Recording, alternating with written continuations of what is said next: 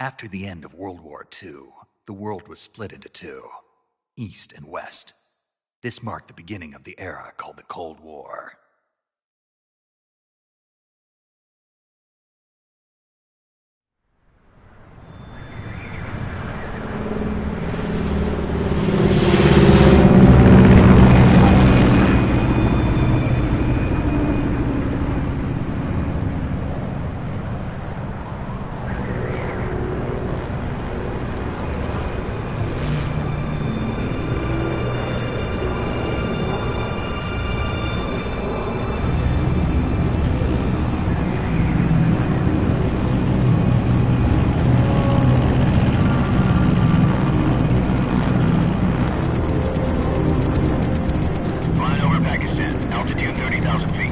Approaching Soviet airspace.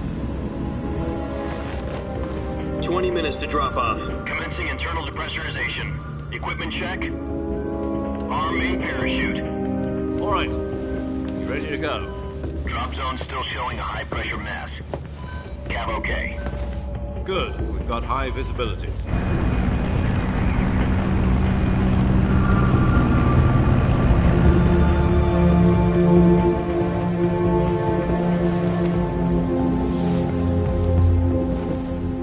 Cigar. Connecting oxygen hose to interior connector. Put on your mask.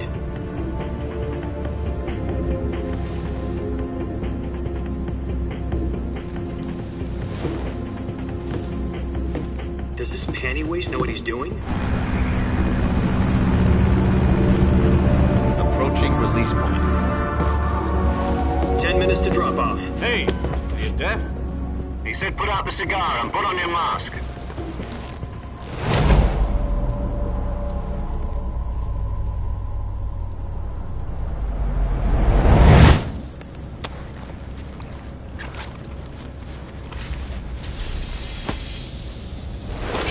Depressurization complete.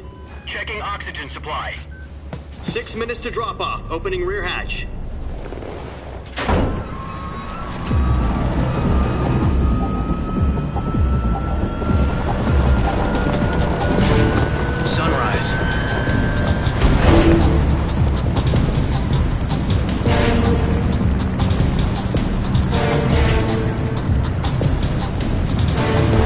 Temperature minus 46 degrees Celsius.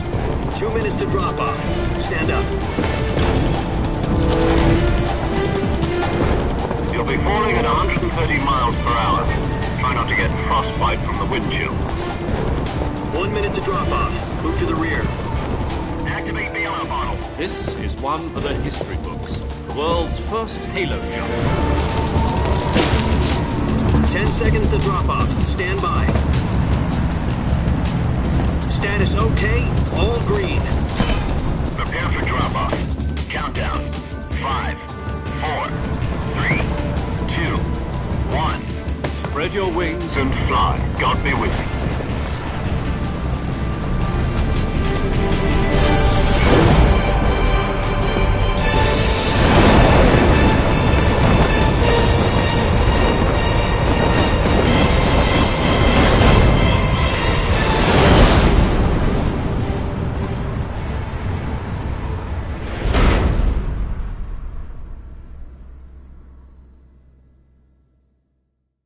Jack, I've got some important news.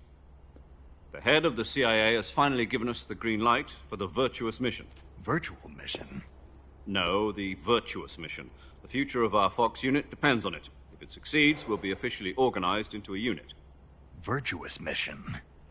Sounds like some kind of initiation ritual. You know, don't get cocky. This isn't a training op. Right. So what exactly is this wonderful mission? Well, about 2 years ago, a certain Soviet scientist requested asylum in the West through one of our moles. His name is Nikolai Stepanovich Sokolov. He's head of the OKB 754 Design Bureau, one of the Soviets' top-secret weapon research facilities, and the East's foremost expert on weapons development. Sokolov? Isn't he that famous rocket scientist? The very same. On April the 12th, 1961, the Soviets achieved the first manned spaceflight in history. The Earth was blue, but there was no God. Well spoken. The rocket that carried Yuri Gagarin to orbit was the A-1, known as the Vostok rocket. Sokolov is said to be the man most responsible for the multi-engine cluster used in that rocket. After Gagarin's flight, Sokolov left rocket development to become the head of the newly established Design Bureau. From a lowly technician to head of a design bureau, that's quite a success story, so why'd he want to defect? It seems he'd become afraid of his own creations. Afraid? Call it a crisis of conscience. And for that, he left his country and his family behind and went over the fence? Not exactly. One of his conditions was that his family was also to be taken safely to the west. We used a mole to get the family out first and succeeded in sneaking Sokolov over the Berlin Wall shortly afterwards. I was the one who conducted the operation. The security on the eastern side was still full of holes back then. Then what?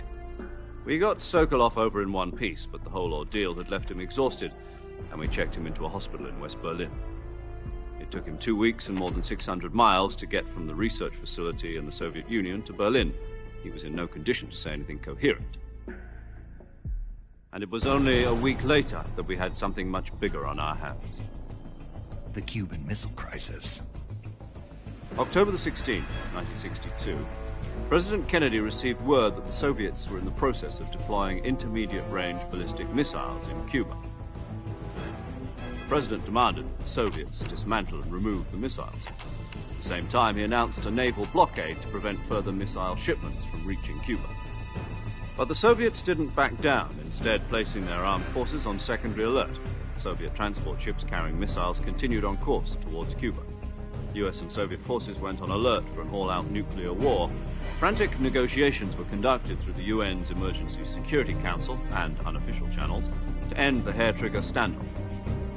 Finally, on October the 28th, the Soviet Union agreed to remove its missiles from Cuba, and so the world avoided a nuclear holocaust. But in order to get the Soviets to pull their missiles out, we had to make a deal. You mean the one where the US agreed to remove its IRBMs from Turkey? No. The Jupiter IRBMs deployed in Turkey were obsolete, and we were going to get rid of them anyway.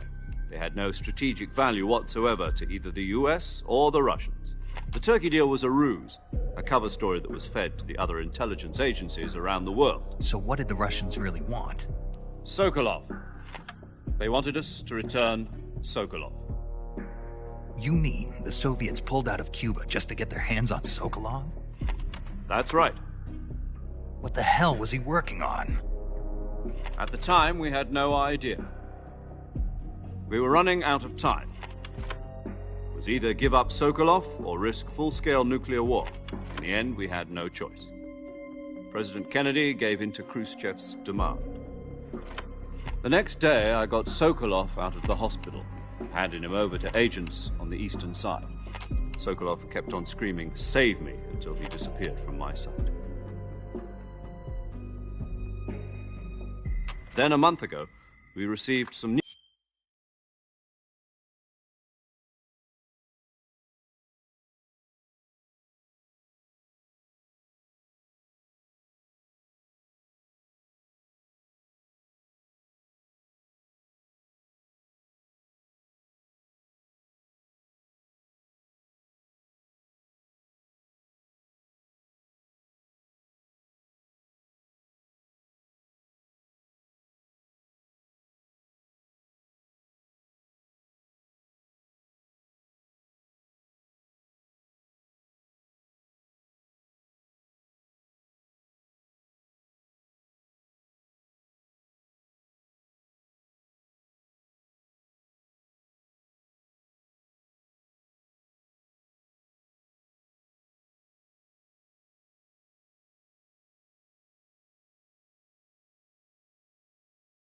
new information from one of our moles. About Sokolov? Yes. He was taken back to the research facility and forced to continue working on the weapon in question under KGB supervision. What's more, it's on the verge of completion. So what kind of weapon is it? Something to do with space rockets? No, missiles. Same technology. I guess you're right. We don't know the details, but it appears to be a new kind of nuclear device. For half a year now, the Soviets have been conducting frequent nuclear tests at Semipalatinsk. Something to do with the weapon, I assume. We're talking about a secret weapon so big that Khrushchev was ready to pull out of Cuba to get it back. Is Sokolov still in the facility? No, according to our intelligence, he's in Selino-Yarsk, a place in the mountains about 3 miles to the west that's known as the Virgin Cliffs. The Virgin Cliffs. Nice name for a virtuous mission. They moved him there just recently. Why? Apparently, they're conducting a field test of the weapon, but it's our best chance to get him back. This mission would never have been possible if he was still in the research facility. This is our last chance. Sokolov must have known that too when he contacted us.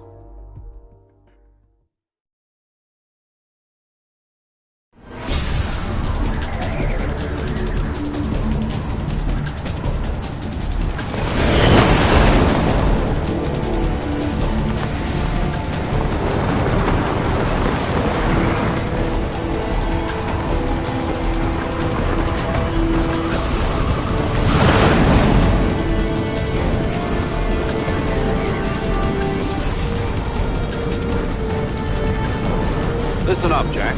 Your mission is to infiltrate Selino-Yarsk in the Soviet mountains, ensure the safety of Sokolov, and bring him back to the West.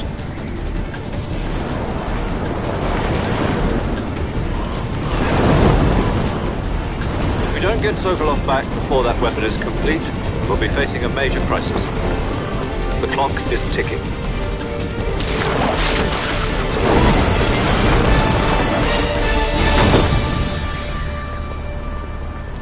Once we've confirmed the rescue of Sokolov, stand by at the recovery point. A recovery balloon will be dropped at that point. Helium will be pumped into the balloon to inflate it. The process takes about 20 minutes. Once it's complete, the gunship's arm will latch onto the balloon and pull it up. The Fulton surface-to-air recovery system. I'm familiar with the theory. Take it easy. It's been combat-proven. Do you think Sokolov is up to it? The shock will be less than during a parachute jump, and the arm can handle up to 500 pounds. So you're planning on going over the border in a single combat Talon?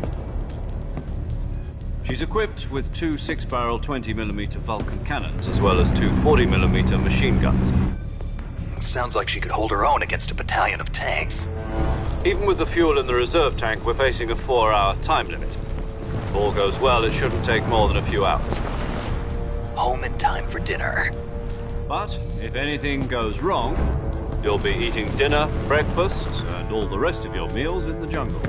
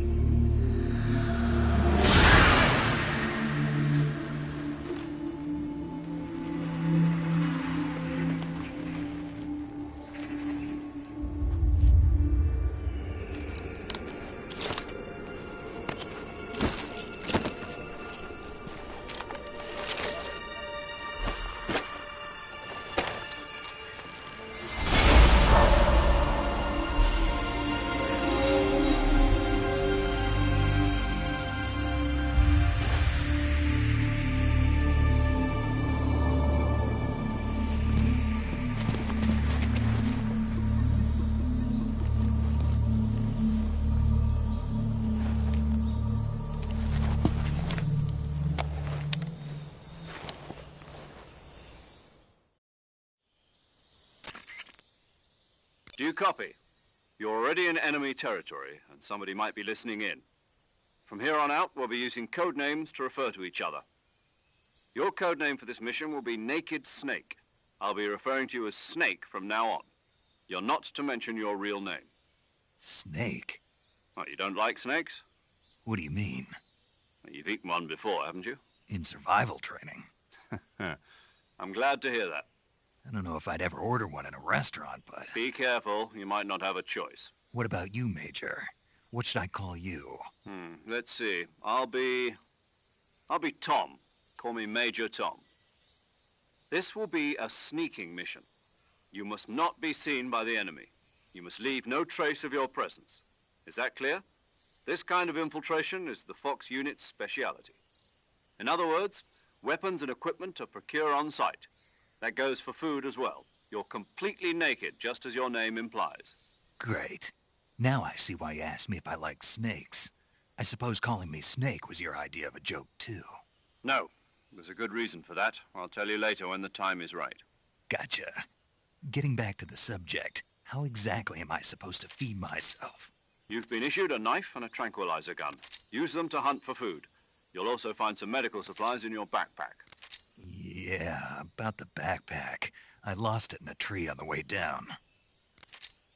I see. Well, you'd better go back and get it then. You know where it is? No problem. I can see it from here. It's stuck on a branch. To climb a tree, stand in front of a tree that's covered in ivy and press the action button. I'll be monitoring your progress over the radio. We can't risk violating Soviet airspace, but I'll be in the gunship. My frequency is 140.85. I'll give you a call if I need to talk to you. If you need to talk to me, use the send function. Okay, Snake, go get your backpack.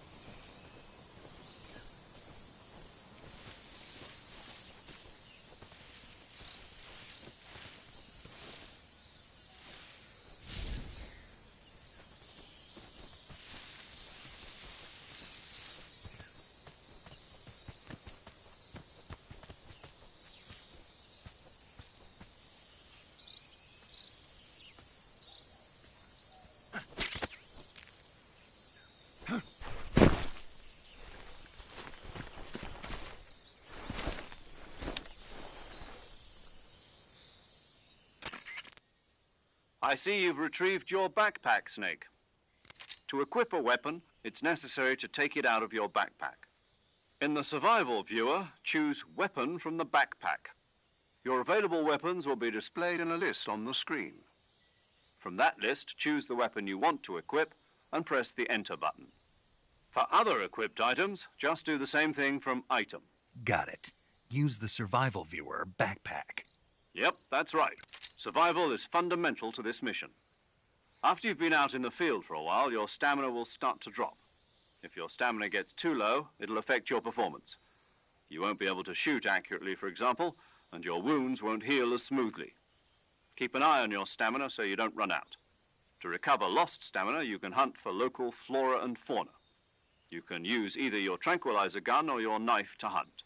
My only weapon is a Mark 22 Hush Puppy tranquilizer gun?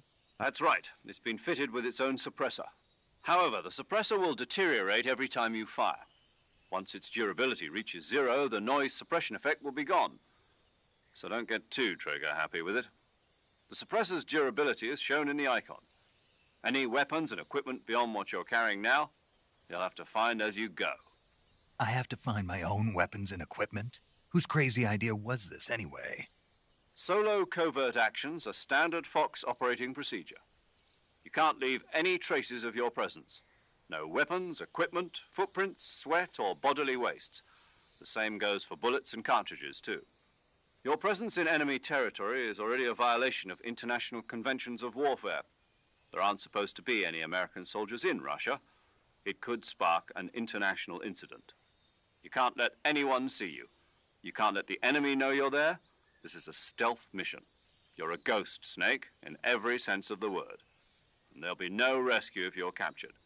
The military and U.S. government will deny any involvement in the affair. Then I'll just have to take care of myself, huh? I'm afraid so. You've been given a fake death pill for that purpose. SIS guidelines stipulate that soldiers on covert ops like this one be issued a potassium cyanide capsule. Tape it to your body so you can take it when you need to. How generous of you.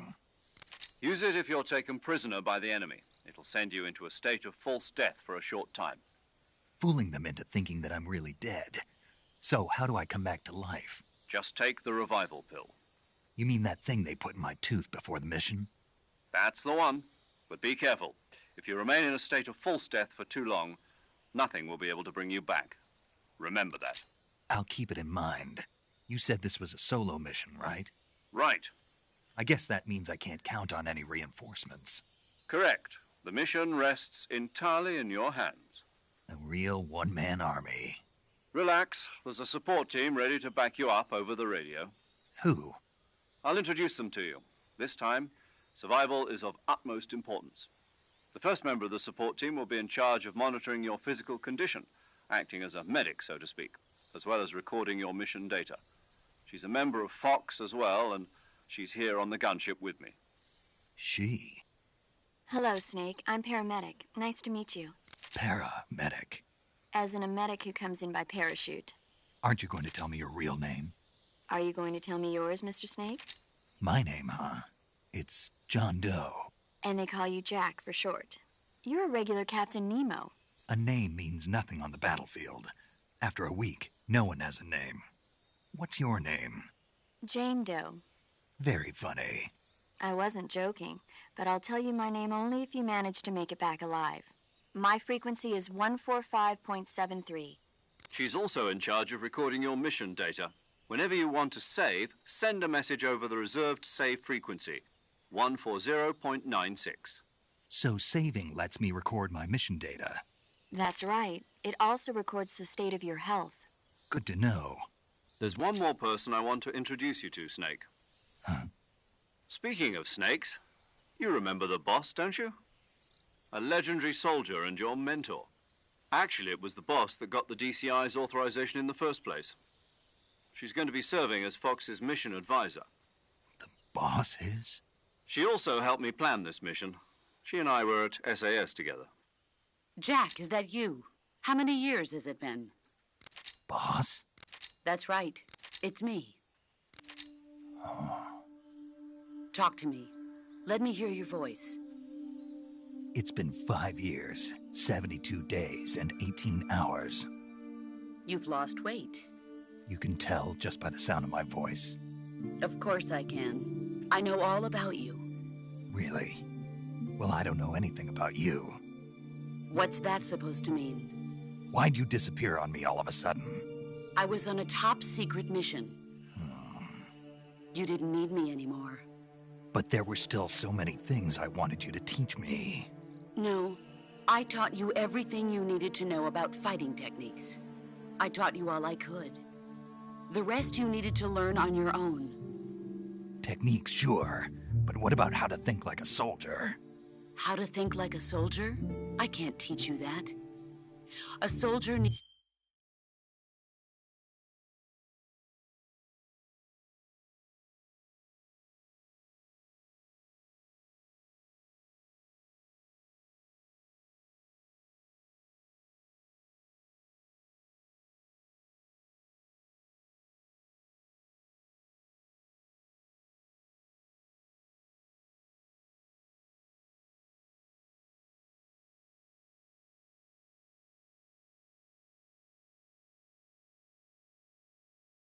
Needs to be strong in spirit, body, and technique.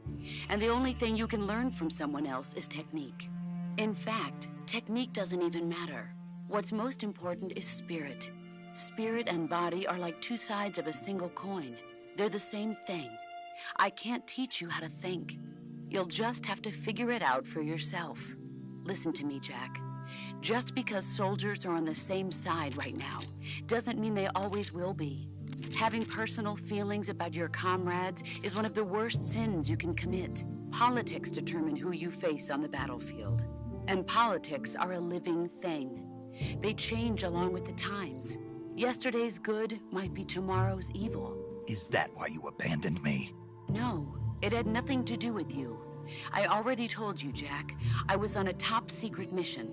A soldier has to follow whatever orders he's given. It's not his place to question why. But you're looking for a reason to fight. You're a natural-born fighter, but you're not quite a soldier. A soldier is a political tool, nothing more. That's doubly true if he's a career soldier. Right and wrong have no place in his mission. He has no enemies and no friends. Only the mission. You follow the orders you're given. That's what being a soldier is. I do whatever I have to get the job done. I don't think about politics. That's not the same thing. Sooner or later, your conscience is going to bother you. In the end, you have to choose whether you're going to live as a soldier or just another man with a gun. There's a saying in the Orient, loyalty to the end. Do you know what it means? Being patriotic. It means devoting yourself to your country. I follow the president and the top brass. I'm ready to die for them if necessary. The president and the top brass won't be there forever. Once their terms are up, others will take their place.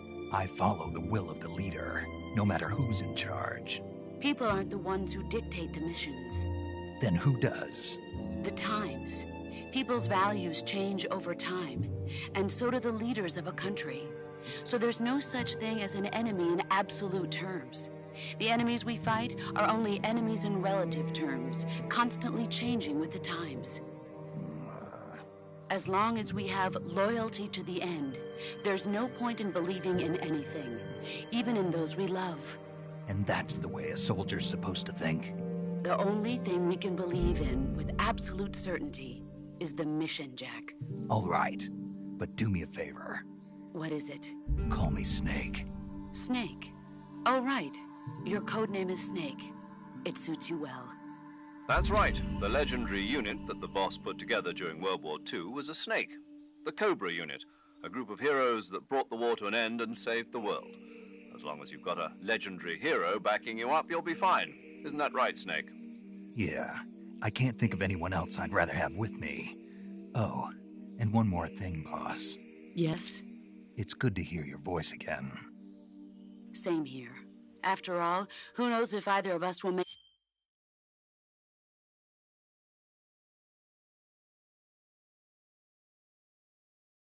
it out alive. Snake, you are always best at urban warfare and infiltrating buildings. But this is the jungle. Survival is going to be key. Those CQC techniques I taught you are sure to come in handy. CQC? Close quarters combat, huh? I've been in the Green Berets for the past few years. I'm probably pretty rusty. Not to worry. I'll be here to help you remember. After all, this is your first actual survival mission. I'll be supporting you over the radio. Where are you, boss? Next to the Major? The boss is communicating with us by radio from aboard a Permit-class submarine in the Arctic Ocean. My frequency is 141.80. Call me if you need my advice on battle techniques. Gotcha. Your mission is to retrieve Dr. Sokolov. Dr. Sokolov is being held in an abandoned factory located to the north of your current position. Avoid heavy combat and don't let anyone see you. Don't forget that this is a stealth mission. Snake, try to remember some of the basics of CQC.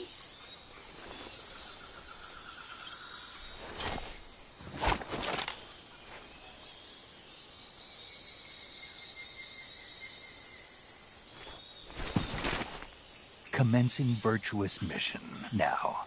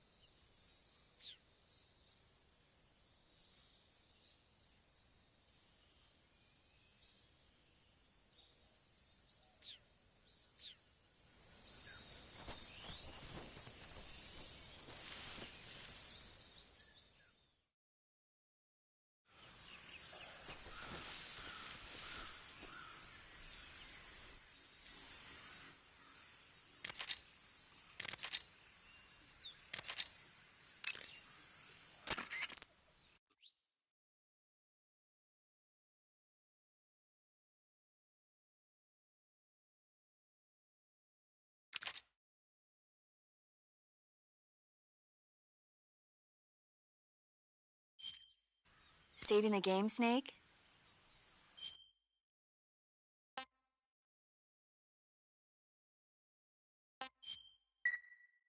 Hey, Snake, you ever heard of Godzilla, King of Monsters?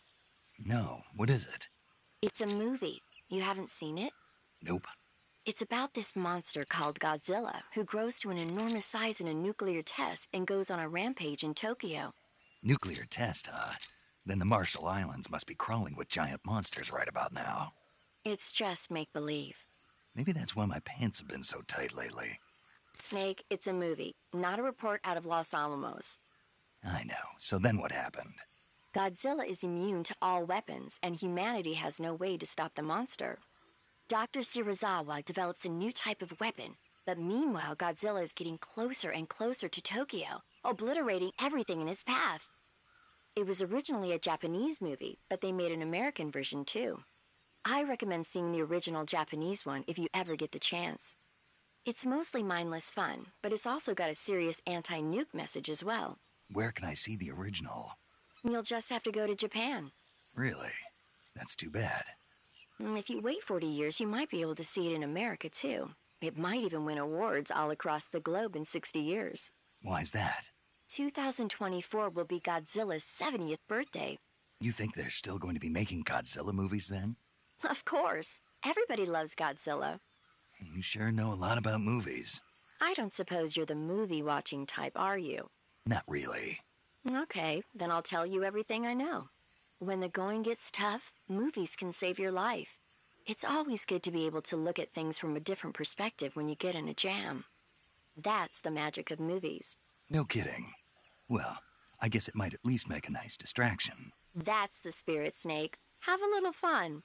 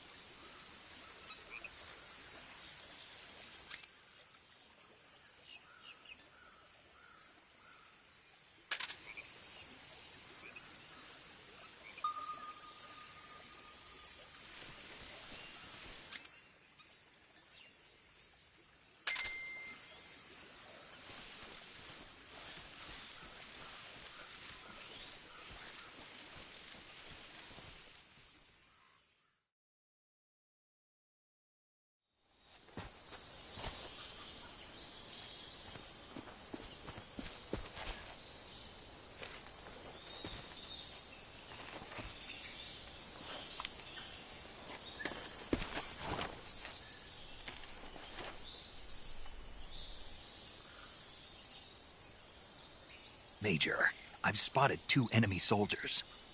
They're probably KGB troops sent to guard Sokolov. AK-47s and grenades.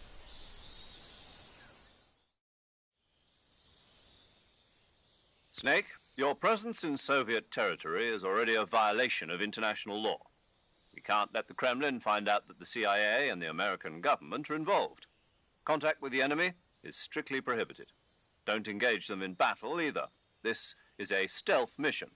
Got that? The Major is right. The point of this mission is to sneak through the jungle without being seen.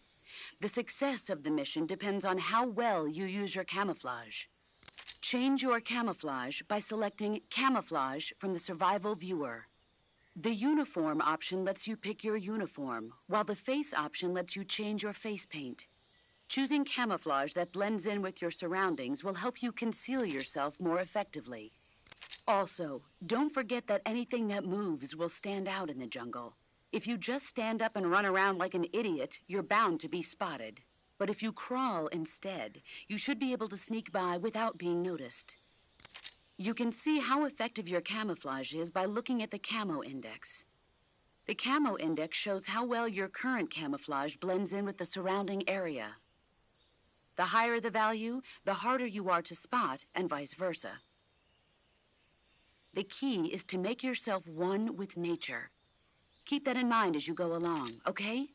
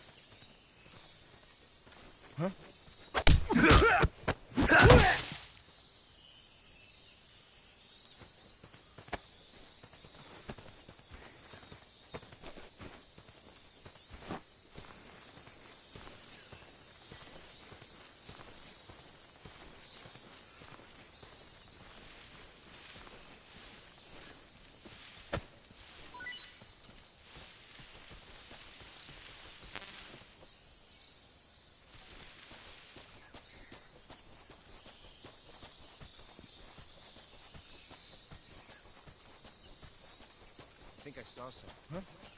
Who was that?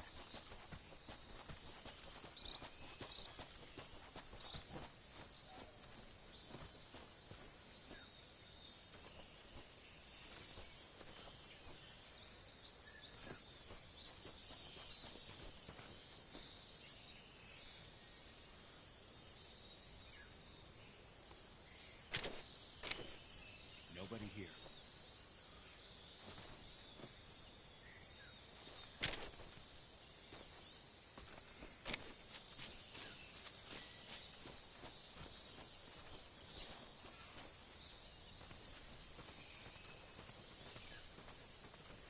think I saw something.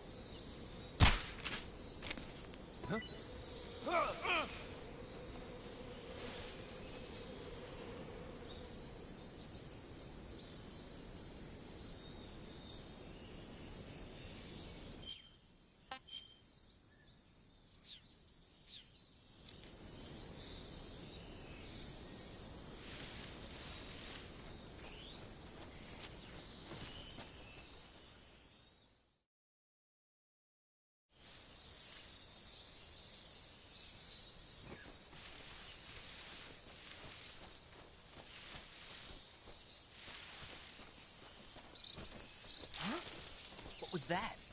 Huh? Who was that?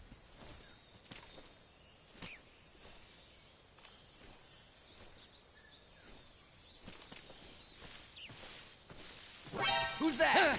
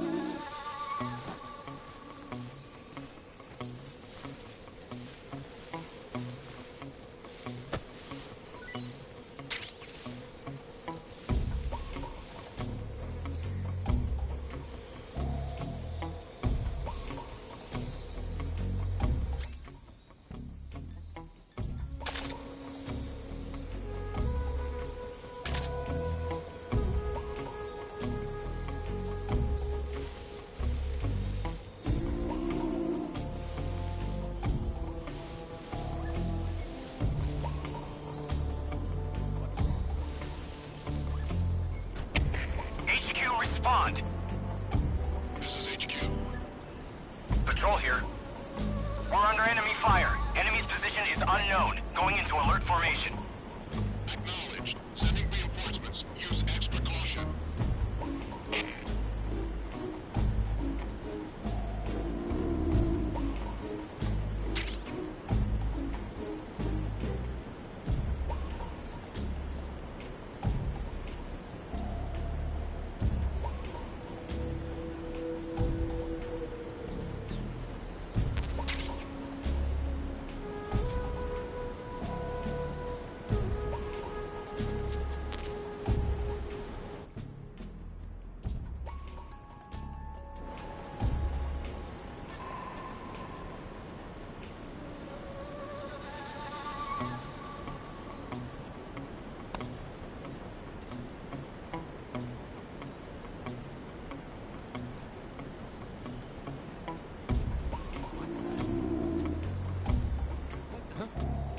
Somebody there?